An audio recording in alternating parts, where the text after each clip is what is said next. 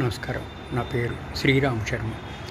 Bombay high court Aurangabad bench ఇద్దరు judge ధర్మాసనం justice విభా కన్పూరి, justice Rohit Joshi ఒక మైనర్ పిల్లాడి విషయంలో తీర్పు ఇవ్వడం జరిగింది. కన్న తల్లి నుంచి మైనర్ పిల్లలను దూరంగా ఉంచితే అది మెంటల్ క్రూయాలిటీ కిందకు వస్తుంది అని కోర్టు అన్నది. కోడలు, అత్తగారు, మామగారు భర్త పైన క్రిమినల్ కేసు పెట్టింది. అయితే భర్త ఎక్కడికో పారిపోయాడు. అత్తమామలు హైకోర్టులో క్వాష్ ఫైల్ చేస్తే దాన్ని డిస్మిస్ చేసింది సదర్ హైకోర్టు. ఫ్యామిలీ కోర్టు అత్తమామలని మైనర్ పిల్లవాడిని కోడలికి ఇచ్చేయమని ఆదేశాలు ఇవ్వడం జరిగింది. ఇట్లా మైనర్ పిల్లవాడిని తల్లికి దూరంగా ఉంచడం అనేది హెరాస్మెంట్ కిందకు వస్తుందని, సెక్షన్ 498 ఐపీసీ అట్రాక్ట్ అవుతుందని, ఇంట్లో తన తప్పును కంటిన్యూ చేస్తున్నారని హైకోర్టు అభిప్రాయపడింది.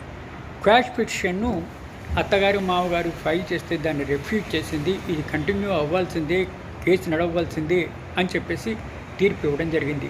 ఇట్లా తల్లి నుంచి మైనర్ పిల్లల్ని వేరు చేస్తే అది మెంటల్ క్రూయాలిటీ కింద అవుతుంది అని ఇట్లా హైకోర్టు ఔరంగాబాద్ బెంచి చెప్పడం జరిగింది.